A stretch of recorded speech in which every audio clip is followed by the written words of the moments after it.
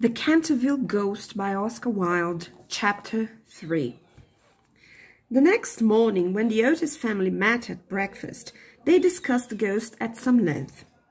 The United States minister was naturally a little annoyed to find that his present had not been accepted. "I have no wish," he said, "to do the ghost any personal injury, and I must say that considering the length of time he has been in the house, I don't think it is at all polite to throw pillows at him." A very just remark, at which, I am sorry to say, the twins burst into shouts of laughter. "Upon the other hand," he continued, "if he really declines to use the rising sun lubricator, we shall have to take his chains from him. It would be quite impossible to sleep with such noise going on outside the bedrooms." For the rest of the week, however, they were undisturbed, the only thing that excited any attention being the continual renewal of the blood stain on the library floor. This certainly was very strange, as the door was always locked at night by Mr. Otis, and the windows kept closely barred. The chameleon-like colour also of the stain excited a good deal of comment.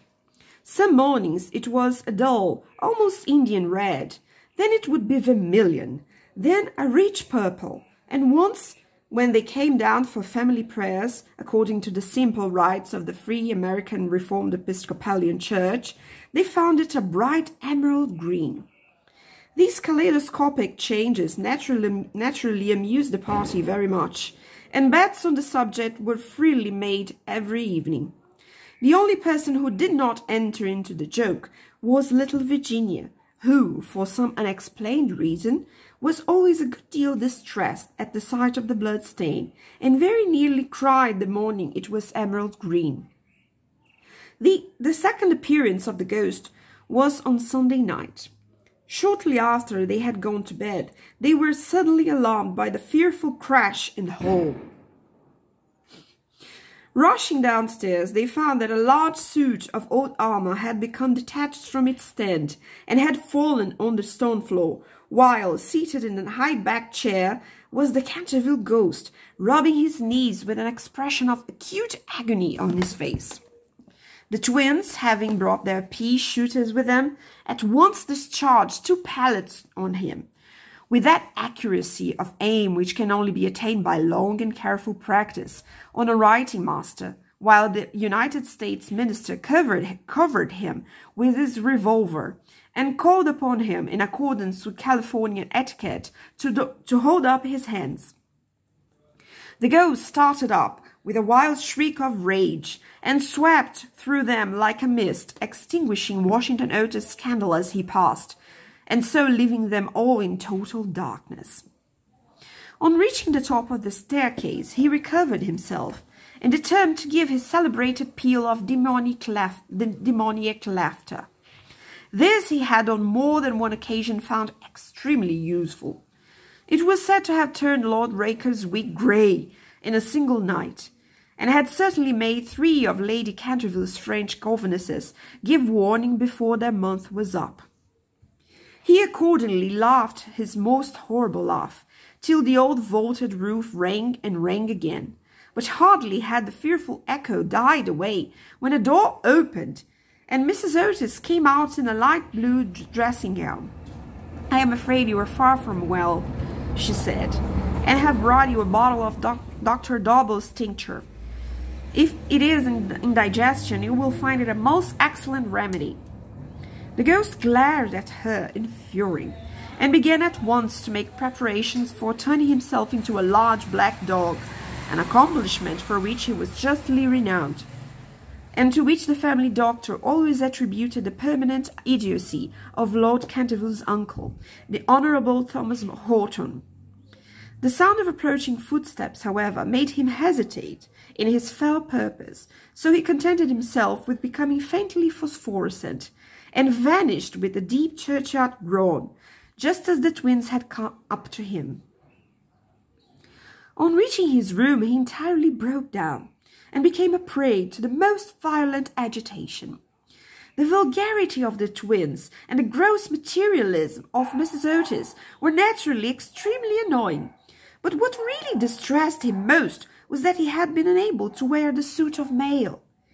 He had hoped that even modern Americans would be thrilled by the sight of a spectre in armor, if for no more reasonable reason, at least out of respect for the national poet Longfellow, over whose graceful and attractive poetry he himself had whiled away many a weary hour when the Cantervilles were up in town. Besides, it was his own suit.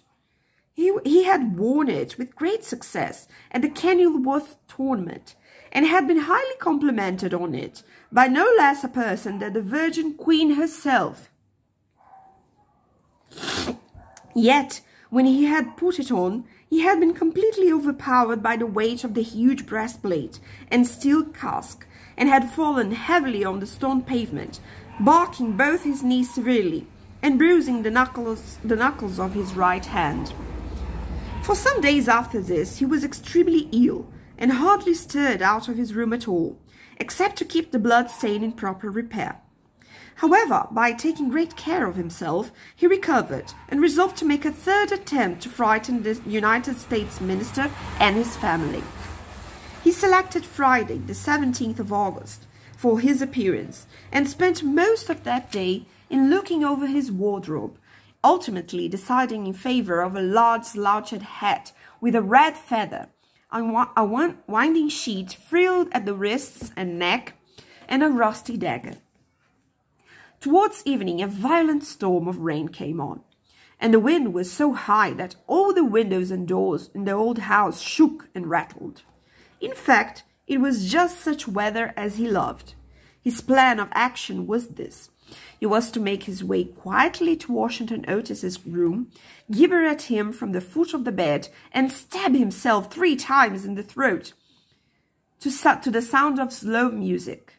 He bore Washington a special grudge, being quite aware that it was he who was in the habit of removing the famous Canterville blood stain by means of Pinkerton's Paragon detergent. Having reduced the reckless and foolhardy youth to a condition of abject terror, he was then to proceed to the room occupied by the United States minister and his wife, and there to place a clammy hand on Mrs. Otis's forehead, while he hissed into her trembling husband's ear the awful secrets of the charnel house. With regard to little Virginia, he had not quite made up his mind. She had never insulted him in any way, and was pretty and gentle. A few hollow groans from the wardrobe, he thought, would be more than sufficient, or, if that failed to wake her, he might grapple at the counterpane with pulsy twitching fingers. As for the twins, he was quite determined to teach them a lesson. The first thing to be done was, of course, to sit upon their chests so as to produce the stifling sensation of nightmare. Then, as their beds were quite close to each other, to stand between them in the form of a green, icy-cold corpse, till they became paralyzed with fear, and finally to throw off the winding sheet and crawl around the room with white bleached bones and one rolling eyeball, in the character of Dumb Daniel or the Suicide Skeleton, a role in which he had on more than one occasion produced a great effect, and which he considered quite equal to his famous part of Martin the Maniac, or the Masked Mystery. At 10:30 he heard the family going to bed. For some time he was disturbed by wild shrieks of laughter from the twins, who, with the light-hearted gaiety of schoolboys, were evidently amusing themselves before they retired to rest. But at 11:15 all was still, and as midnight sounded, he sallied forth. The owl beat against the window panes, the raven croaked from the old yew tree, and the wind wandered mourning round the house like a lost soul. But the Otis family slept unconscious of their doom, and high above the rain and storm he could hear the steady snoring of the minister for the United States. He stepped stealthily out of the wainscoting, with an evil smile on his cruel wrinkled mouth, and the moon hid her face in a cloud as he stole past the great oriel window, where his own arms and those of his murdered wife were blazoned in azure and gold. On and on he glided, like an evil shadow, the very darkness seeming to loathe him as he passed. Once he thought he heard something call, and stopped. but it was only the baying of a dog from the Red Farm, and he went on, muttering strange 16th century curses, and ever and anon brandishing the rusty dagger in the midnight air. Finally, he reached the corner of the passage that led to luckless Washington's room. For a moment he paused there, the wind blowing his long grey locks around his head and twisting into grotesque and fantastic folds the nameless horror of the dead man's shroud. Then the clock struck the quarter, and he felt the time was come. He chuckled to himself and turned the corner, but no sooner had he done so than, with a piteous wail of terror, he fell back, and hid his blanched face in his long bony hands. Right in front of him was standing a horrible spectre, motionless as a carven image, and monstrous as a madman's dream. Its head was bald and burnished, its face round and fat and white, and hideous laughter seemed to have writhed his features into an eternal green. From the eyes streamed rays of scarlet light, the mouth was wide well of fire, and a hideous garment, like to his own, swathed with its silent nose the Titan form. On its breast was a placard, with a strange writing in antique characters, some scroll of shame, it seemed, some record of wild scenes, some awful calendar of crime, and, with its right hand, it bore aloft a falchion of gleaming steel.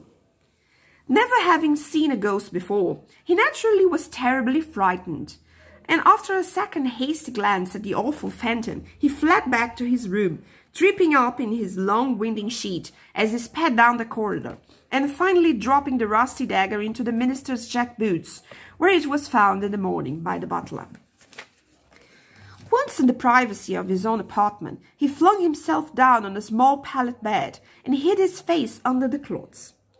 After a time, however, the brave old Canterville spirit asserted itself, and he determined to go and speak to the other ghost as soon as it was daylight. Accordingly, just as the dawn was touching the hills with silver, he returned towards the spot where he had first laid eyes on the grisly phantom, feeling that, after all, 2 ghosts were better than 1, and that by the aid of his new friend he might safely grapple with the twins.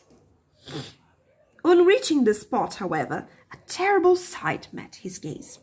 Something had evidently happened to the spectre, for the light had entirely faded from its hollow eyes, the gleaming falchion had fallen from its hand, and it was leaning up against the wall in a strained and uncomfortable attitude.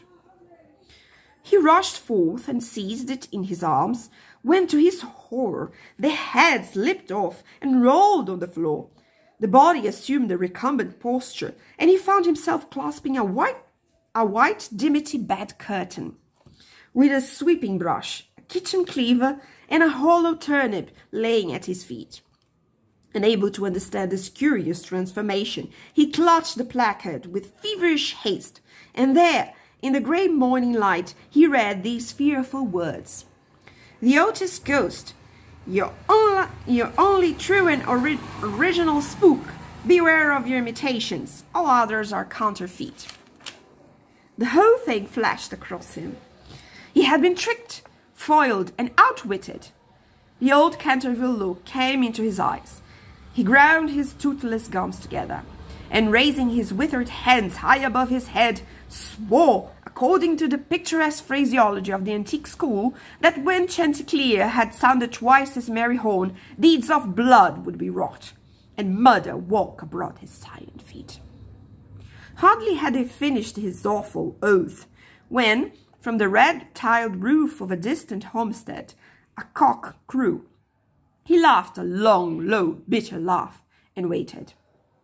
Hour after hour he waited, but the cock, for some strange reason, did not crow again. Finally, at 7:30, the arrival of the housemates made him give up his fearful vigil, and he stalked back to his room, thinking of his vain hope and baffled purpose. There he consulted several books of ancient chivalry, of which he was exceedingly fond, and found that, on every occasion on which his oath had been used, Chanticleer had always crowed a second time. "Perdition seize the naughty fowl," he muttered. "I have seen the day when, with my stout spear, I would have run him through the gorge, and made him crow for me as 'twere in death." He then retired to a comfortable lead coffin, and stayed there till evening. End of chapter 3.